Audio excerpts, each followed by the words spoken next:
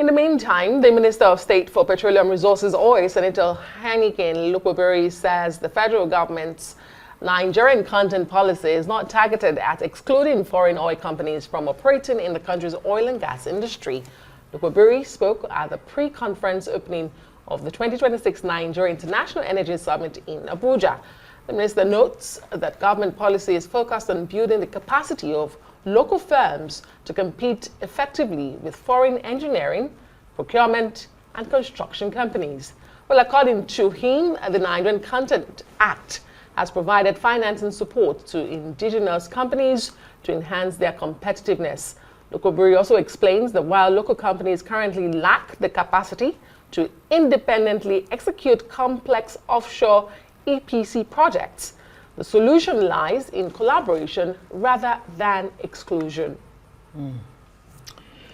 Well, to analyze this controversy surrounding the statement by the Minister of State for Petroleum Resources, Oil, Heineken Lukobiri, that local companies lack the capacity for offshore exploration and that only foreign firms can actually handle such operations. Well, we're now joined by Olabode Sowunmi. He's an energy analyst joining us tonight on Newsnight. Good to have you. Good evening. So this statement coming from rather controversially too, from Heineken Lukobiri, the Minister of Oil, State Oil. He says, look, Local Content Act is not beneficial to Nigeria's petroleum industry. He says indigenous companies are misusing funds. One of the points that he actually raised. But this point that he's raised, is it a statement of fact? Do you agree that in spite of, expanding local participation in the sector, the technical know-how capacity is very much lacking? Okay, I was at the conference briefly for about 40 minutes because it was a busy day. I wasn't there when the Honorable Minister spoke, but I want to believe very sincerely that it must have been quoted out of context. Right. Because of a number of things. So first of all, oil exploration is a little over 100 years old, from the days of Standard Oil, Rockefeller and all that. And that was then when you had a company that used to do work across the whole total value chain. These days, it's not really like that. So whether it is Shell or Chevron and all of that wants to do offshore exploration, there are certain companies called oil field companies who are subcontracted with the purpose of drilling and exploration, where they do the marketing and the production. So typically, you have companies like Schlumberger, SLB, Halliburton, Baker Hughes. They're not too many, but a range of them, who everybody engages to do those things. So typically, it's more or less like you want to build a skyscraper. There are companies that provide cranes. There are companies that provide steel. You're not expecting one person to have Yes, exactly. So there's a way the industry works. So the idea that local companies are not able to do this needs to be put in context. That's why I said, really, it's whoever reported that may have reported that based on an understanding that may be limited in terms of how the industry functions. So I sincerely doubt that the minister, the honorable minister who heads policy, will speak to that direction. However, just like in every other situation, once it involves local people and all that, there may be imperfections.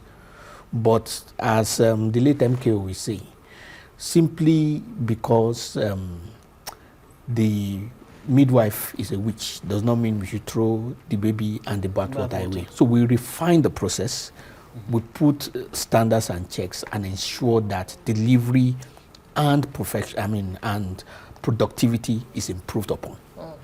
Okay, let us agree without conceding that the minister was quoted out of context, or whoever reported was not reporting accurately based on understanding. This is also on the report. And it's interesting that the comment was given at a practical Nigerian content forum talking about local content. Now, the minister says that many domestic companies awarded offshore contracts subcontract them. They subcontract the work to foreign operators, which makes Nigeria production more expensive and competitive.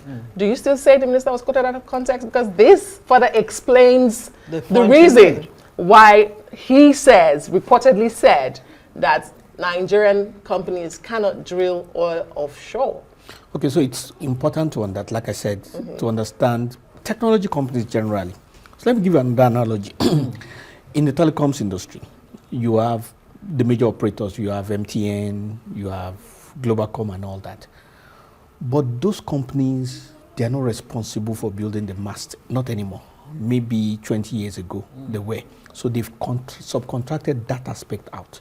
Why? So that they can focus on their core areas in terms of marketing, in terms of billing operations and all that. Or because they just can't because of finance and skills? No, it's focus. Okay. Because the world is moving and encouraging expertise. Right. So there are certain aspects of jobs which really, they're important, they're time consuming, but they're not critical. Let me take, for example, the studio. Somebody needs to clean the floor. Somebody needs to take care of the toilet. Should it be a staff? Will it not just be easy if you got somebody who would take that aspect out? So that's how those things are.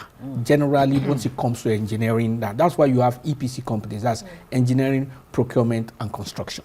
So there are certain people who will look at the mechanical engineering aspect, who will look at geological surveys, who will do some things, and that is all that they do. Those companies exist all over the world. So in other words, there is a way, there's a methodology, there is a system to which the industry functions. So it is important to first of all understand how the industry operates and functions properly before pointing accusing fingers.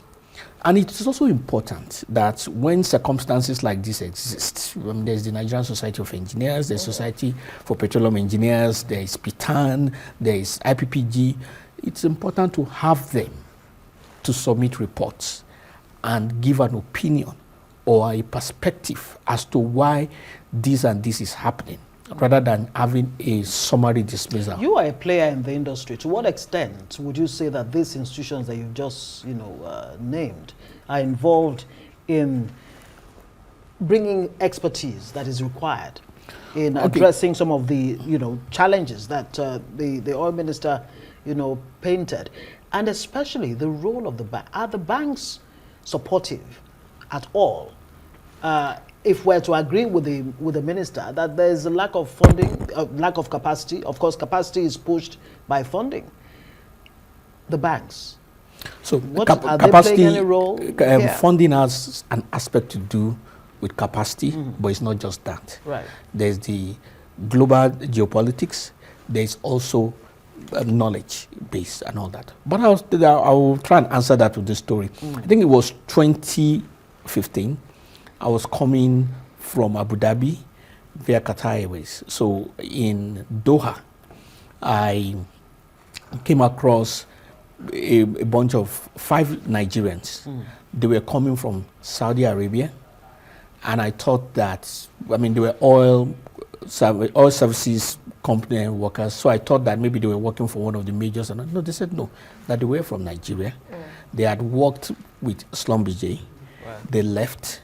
They had bidded for some jobs, and as of 2015, they won it from Nigeria. So Nigeria is one of those companies all over the world that has developed capacity for local content. Okay. When you compare our capacity with all the other African countries, be it South Africa, be it Egypt, in oil and gas, we are tops. Okay. Right. All right. So if it is the success of this thing, it's maximum. That's a good place to leave it. Olabode Sowunmi, energy analyst. Thank you for sharing your thoughts and your perspective on this matter.